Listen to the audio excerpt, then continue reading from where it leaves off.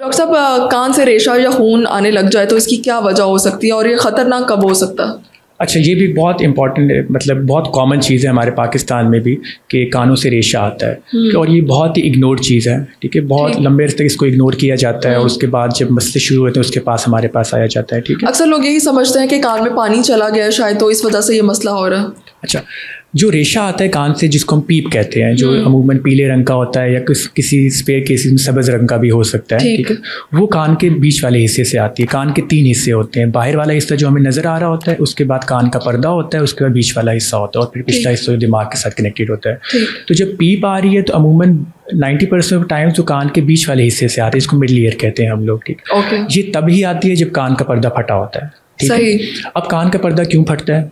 ठीक है, कान का पर्दा मोस्ट कॉमन कॉज जो यहाँ पर ट्रॉमा का आता है कि आपके कान में लगी है तो उससे कान का पर्दा फट गया। ठीक है, वो तो इन्फेक्टेड केस नहीं होता, वो तो अलग केस है। ठीक है, जब पीप आ रही है इसका मतलब है कि आपके कान के बीच वाले हिस्से में कोई इन्फेक्शन हुआ है जिसकी वजह से पीप आना बनी है और वो पीप कान को फाड़ के अगले हिस्से से बाहर आ गई है। ठीक है, इसमें हम 2 कैटेगरीज में डिवाइड करते हैं मेडिकल में। एक तो एक्यूट होता है मतलब और दूसरा क्रॉनिक होता है। क्रॉनिक मतलब लंबे अरसे तक चलने वाला।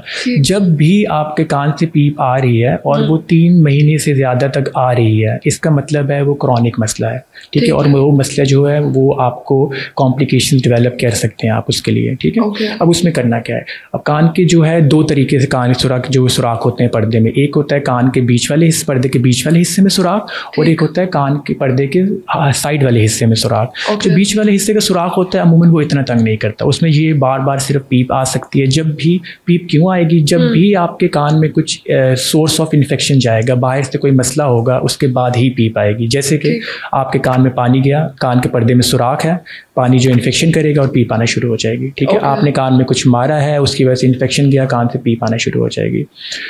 दवाइयाँ तो ज़रूरी हैं, दवाइयों से हम इन्फेक्शन जो है उसको कवर कर सकते हैं, लेकिन लॉन्ग टर्म के लिए इसका सिर्फ एक इलाज है, कान को खुश्क रखना। आपने कान को एक दफ़ा दवाइयाँ इस्तेमाल करके आपका कान का रेशा ख़त्म हो गया, उसके बाद आपने कान को सिर्फ खुश्क रखना है। अमूमन 3 से 4 महीने पर्दा बनना शुरू हो जाता है। ठीक है, एक दफ़ा पर्दा वापस जुड़ जाए तो इन्फेक्शन फिर रुक जाता है। ठीक है, अब ये ख़तरनाक कब हो सकता है? ठीक है, अमूमन वो वाला कान का इन्फेक्शन जो जिसमें कान के पर्दे का साइड वाला हिस्सा, जिसको हम मेडिकल की ज़ुबान में एटिक पार्ट कहते हैं, पोस्टीरियर सुपीरियर पार्ट कहते हैं। ठीक है, जब उसका मसला होता है तो वो इन्फेक्शन बहुत ज़्यादा कर सकता है और खुदा न खास्ता वो इन्फेक्शन दिमाग की तरफ भी जा सकता है। उसके जो साइन एंड सिम्टम्स होते हैं वो डिफरेंट होते हैं, वो थोड़े मुख्तलिफ होते हैं। उसमें कान से आपको खून भी आ सकता है। ठीक है, जो कान से रेशा आता है वो बदबूदार होता है और वो रेशा जो होता है कम होता है।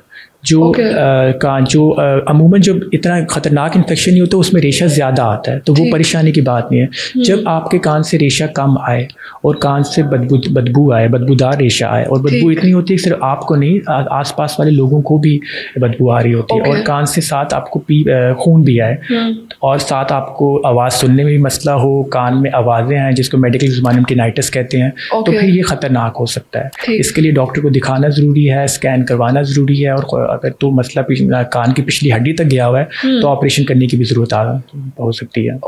तो बेसिकली इसका इलाज क्या होता है फिर? ऑपरेशन इसका वाहिद हल है या फिर इसको मेडिसिन के जरिए भी? अगर तो ख़तरनाक वाला नहीं है जो कि फैल नहीं रहा, कान के बीच वाले हिस्से तक ही है, जिसने कान के अंदर वाली हड्डियों को और बाकी चीज़ों को नहीं इन्वॉल्व किया हुआ, तो उसमें दवाई दे के एहतियात करनी है, कान को खुश रखना है। हाँ, अगर वो कान के पिछले हिस्से तक गया हुआ है, कान की हड्डी को इन्वॉल्व कर रहा है, अंदर रेशा बहुत ज़्यादा है, तो फिर उस लिहाज से ऑपरेशन की ज़रूरत पड़ सकती है। ठीक है डॉक्टर साहब, अगर कान पर कोई ट्रॉमा आ जाए, कोई चोट लग जाए और वो चोट जो है वो ख़तरनाक किस्म की, और आपको लगा है कि आपका जो कान का पर्दा है उसे नुकसान हुआ है, तो सबसे पहले घर पर जब आप मौजूद हैं तो आपको क्या करना चाहिए? हाँ, ये भी बहुत इंपॉर्टेंट बात है।